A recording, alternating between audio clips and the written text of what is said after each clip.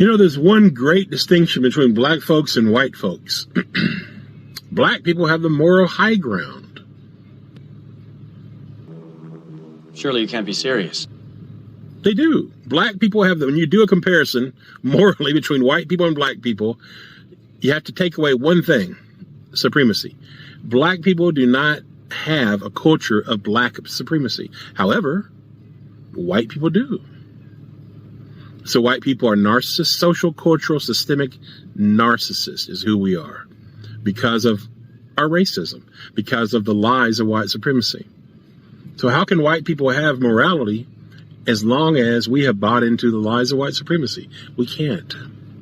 And how does that feel to know that black people have a moral high ground? How does that feel to know as a white person that you are sick, twisted, narcissistic, and immoral, highly immoral and inhumane? That guy's got a serious weight problem. Go home, start exercising. So to the husky fella talking about moral high ground, I say, sir, please go check out the FBI crime statistics. Anyway, welcome back. Happy New Year. Thank you guys so much for joining me. Now, this is the first official video on this channel of 2023. I know.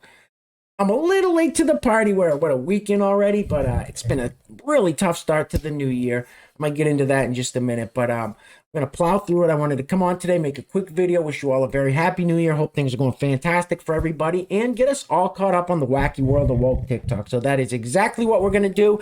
Before we get into it, if you would place your attention on the screen for a moment, I saw this picture and the caption of it really had me scratching my head.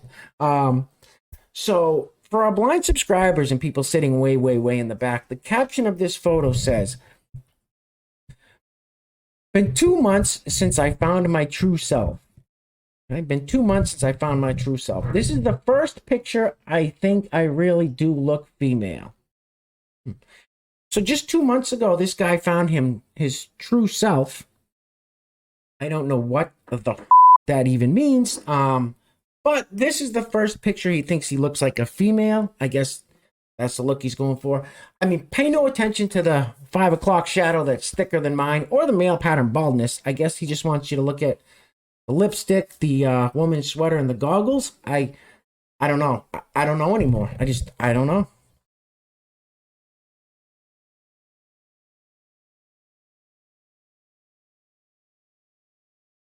What the Buffalo Bill? Oh, strange times we're living in. Now, this young lady, those are quite the goggles she's got on. Wow. She may possibly be related to the first gentleman we heard talking about moral high ground. I don't know. Virtue signaling's all the same. Roll the film, please.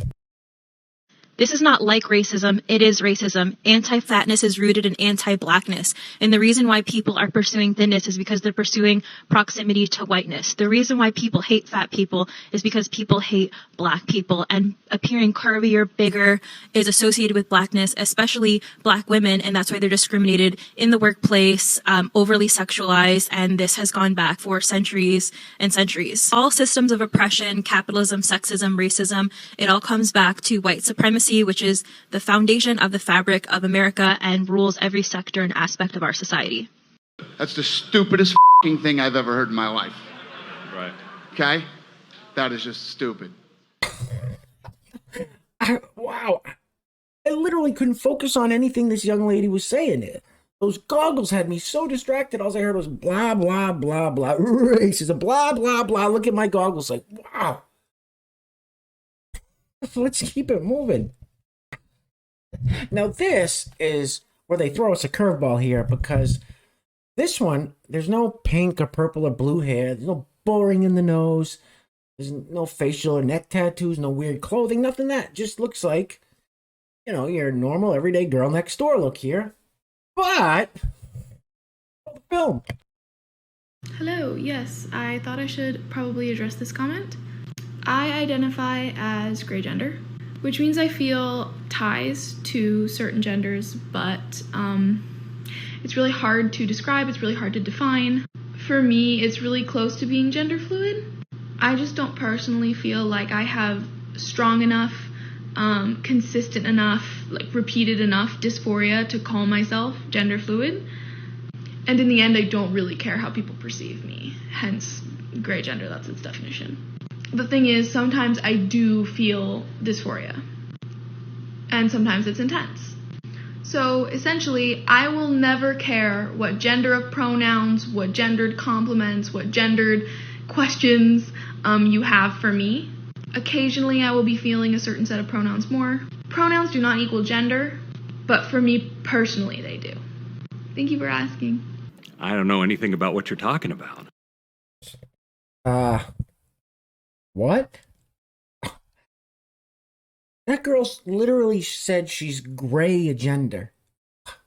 Like, where the f*** did they come up with this stuff? Gray gender. Anyway, this next one, let me read the comment. I really don't care what you think. You're shaming people for a preference of not dating a trans because it's not what they like. All right, so here's another person, we've heard plenty of this before, who says, if you don't date a trans person, you're a bigot, or whatever the names they want to call us. Now, roll the film, please. Not dating trans people is not a preference. Not dating blondes is a preference. Not dating people who are, I don't know, shorter than 5'6" is a preference. Not dating people with brown eyes is a preference.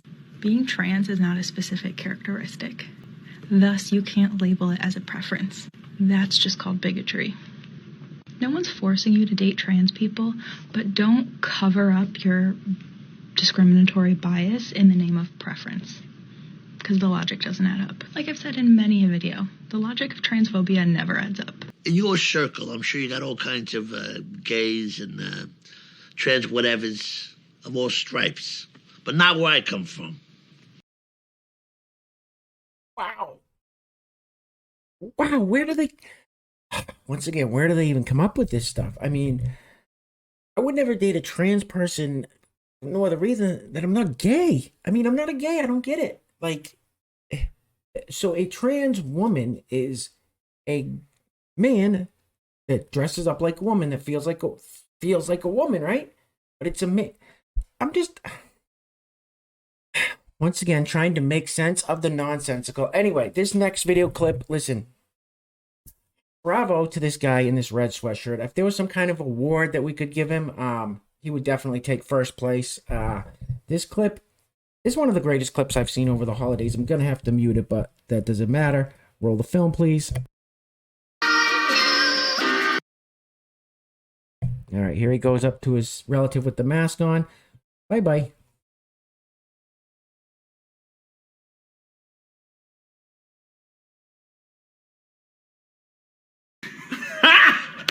Got him! Got him!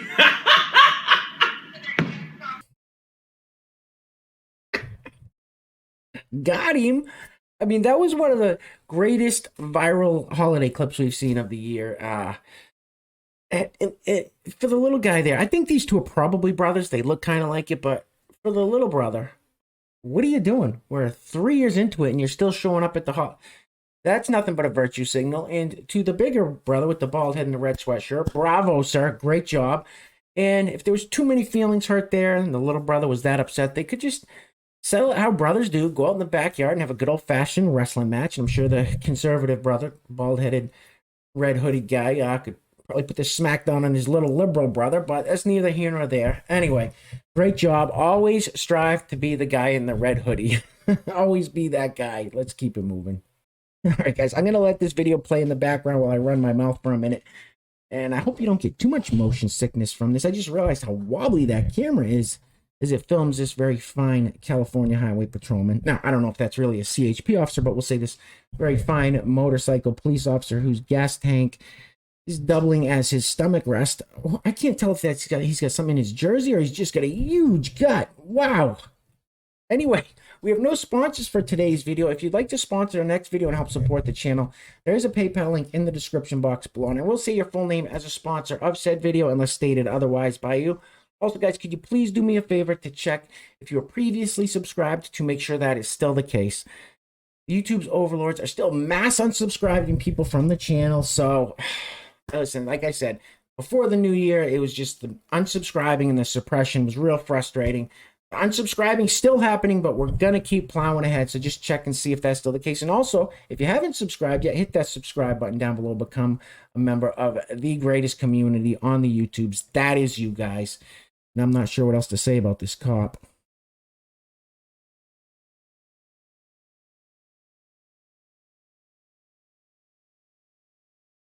It's funny because he's fat. We're going to be wrapping it up on this one. Now, this next TikTok is just another ad for homeschooling. This is crazy. This is a classroom. The teacher has decorated it. And well, as you can see there's a sign on the desk that says Pride Alliance. And then you've got the BLM fist there, which is really the red salute. But it just screams homeschool your kids. And I know it's not all schools, not all classrooms, not all teachers. I know. Anyway, quick video today, guys. Just wanted to come on and wish you all a happy new year. And I did say before the new year that I'm going to try to pick up the pace a little bit on content, and maybe instead of 2 or 3 videos a week, do 4 or 5 videos a week. And trust me, there is plenty of content. Things are getting crazy out there. So guys, please, please, please take care of yourselves. Take care of each other. Till next time. I love you guys. Peace. Roll the film, please.